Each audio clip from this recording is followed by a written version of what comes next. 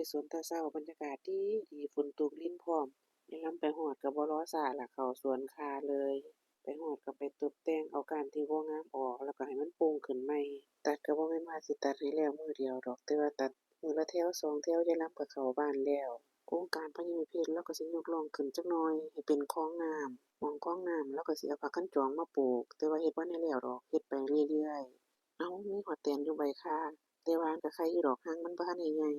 ข่าที่กำลังเติบแต่งอยู่นี่จะเป็นข่าเกษตรแดงใหญ่พู้นเดะถ้าคนดูแลดีผู้เพิ่นเฮ็ดแล้วมีประสบการณ์มีผลสำเร็จแล้วสิงามสูงท่วมหัวพู้นแหล้ว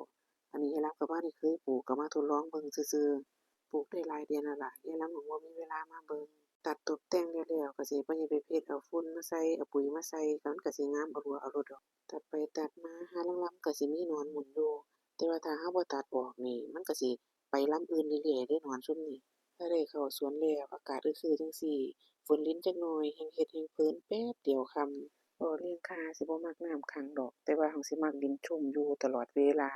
เวลานั้นก็สิแตกหน่อออกได้ง่ายหน่อใหญ่พร้อมหน่องามพร้อมพู้นแหล้วโอ๊ยคันพ่อใหญ่ใบเพชรได้ใส่ปุ๋ยใส่ฝุ่นแล้วแฮ่งสิหน่อใหญ่หน่องามกว่านี้ตั้งแต่กี้แต่ก่อนดินหม้องนี้มันเป็นดินเหนียวแกมทรายคันผู้ใดเห็นคลิปตั้งแต่ยายลำเริ่มปลูกที่แรกสิหัวขวนเลยว่ามันเป็นจั่งใด พ่อใหญ่เพชรเลาเอารถไถมาปั่นคือจั่งเฮ็ดนานี่ล่ะพี่น้องปลูกก็ปลูกฤดูฝนพอดีน้ำมันเลยขังอยู่หั้นจักสิเฮ็ดจั่งใดพ่อใหญ่ใบเพชรเลาเลยเอารถไถมาปั่นบัดทีนี้มาเบิ่งหน่อข่ากันว่าต้นเหี่ยวๆแห้งๆจั่งซี้มันสิมีอิหยังอยู่ทางในนั่นมันก็มีหนอนหมุนอยู่ทางในอีหลีนี่แหละที่เฮ็ดให้สาเหตุที่มันแห้งมันเหี่ยวเราก็แก้ปัญหาคือตัดต้นถิ้มไปเลยบ่ให้มันลามไปต้นใหม่แล้วให้มันออกหน่อขึ้นมาใหม่เอง ยายลำก็สิตัดไปเรื่อยๆต้นมันมีหนอนเจาะจนกว่ามันสิเบิดก็สิใช้เวลาเติบหนึ่งอยู่แต่ว่ายายลำว่ามันสิมีอยู่ซุกอนั่นล่ะตัดไปตัดมาพ่อใหญ่พี่เลยว่าเบิดแล้วค่าข้อยที่นี่จอกก็จอกโพดหนอนก็ได้